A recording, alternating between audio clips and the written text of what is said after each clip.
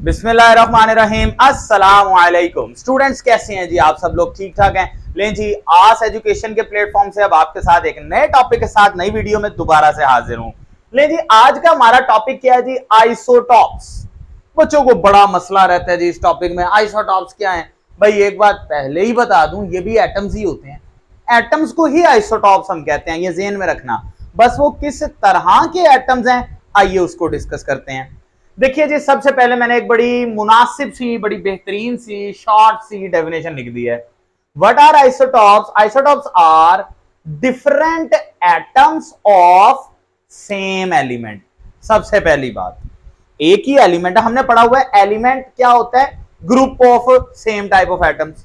तो उसी ग्रुप के अंदर जो एटम्स हैं, एलिमेंट के अंदर जो एटम्स हैं भाई, उन्हीं की बात हो रही है, लेकिन different atoms of same element. ठीक है, isotopes are the different atoms of same element having same atomic number but different atomic mass number। ये डेफिनेशन भाई आप बचपन से पढ़ते आ रहे हो, ठीक है ना? आप डेफिनेशन पढ़ते आ रहे हो। isotopes are the atoms having same atomic number but different atomic mass number। मैं आपके साथ ये डिस्कस करने लगा हूं अब कि सेम एटॉमिक नंबर या डिफरेंट एटॉमिक मास नंबर होने से इफेक्ट क्या पड़ रहे हैं। इससे आपके बहुत सारे कॉन्सेप्ट्स क्लियर हो जाएंगे और एमसीक्यूज में भी बड़ी आपकी स्ट्रेंथ जो है ना स्ट्रांग हो जाएगी। अब देखिए जी, सबसे पहले तो ये एक फ्लो पढ़ते हैं। मैंने कहा इनका एटॉमिक नंबर सेम होता है। स्टूडेंट्स, एटॉमिक नंबर को जी से डिनोट करते हैं। And what is atomic number? आपने पढ़ा होगा एटॉमिक नंबर क्या होता है? Number of protons present in the nucleus. Atom के न्यूक्लियस में जो प्रोटॉन्स की तादाद है उसको एटॉमिक नंबर कहते हैं। अब अगर मैंने कह दिया एटॉमिक नंबर सेम है, तो भाई मेहरबानी होगी मुझे ये भी कहने दो फिर कि उसके अंदर नंबर ऑफ प्रोटॉन्स भी सेम होंगे। एटॉमिक नंबर है क्या? Number of proton present in the nucleus. तो बात हुई कि ना, चाहे कान यहां से खींच लो, वहां से खींच लो, अगर एटॉमिक नंबर सेम है तो इट मींस के नंबर ऑफ प्रोटॉन सेम है।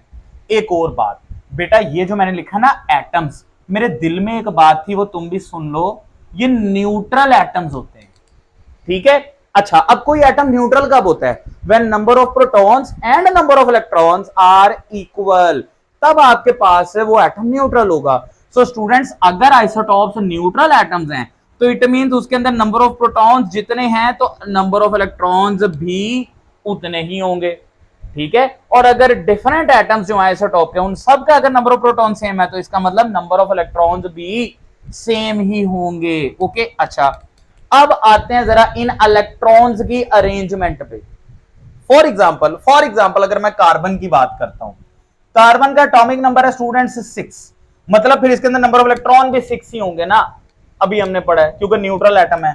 तो उसकी कॉन्फ़िगरेशन क्या होगी? इलेक्ट्रॉन्स की अरेंजमेंट क्या होगी? 1s2 2s2 2p2, that's it, ठीक है? ये कॉन्फ़िगरेशन है, मतलब इस तरह से इलेक्ट्रॉन्स इसमें अरेंज्ड हैं।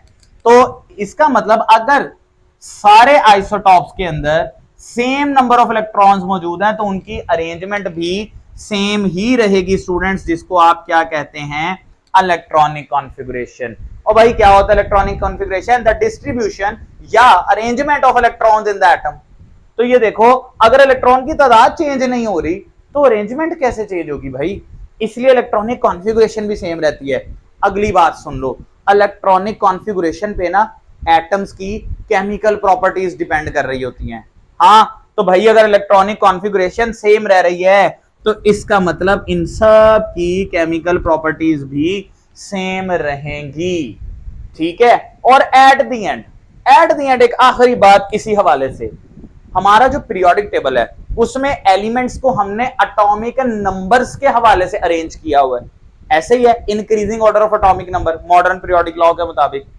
तो भाई अगर सबका एटॉमिक नंबर सेम है तो इट मींस के पीरियोडिक टेबल में फिर इन सबकी पोजीशन भी सेम रहेगी। ले जनाब, एक दफा देख ले, आधी डेफिनेशन में जरा बोलने लगा हूं। Isotopes are the different neutral atoms of same element having same atomic number, same number of protons, number of electrons, electronic configuration, chemical properties and position in the periodic table. पहले तो इतनी बात हो गई क्लियर। आइए अब देखते हैं डिफरेंस क्या क्या है इनमें। तो हमने साथ ये भी पढ़ा हुआ है कि इन एटम्स में डिफरेंट क्या क्या होता है? Mass number. अब पहली बात, मास नंबर है क्या? ये देखिए जी, यहां लिख रहा हूं ए, इसका मतलब क्या है? ये सिंबल है हमारे पास मास नंबर का। Is equal to Z plus N, यानी कि proton number, atomic number plus number of neutrons, इन दोनों का सम होता है हमारे पास मास नंबर।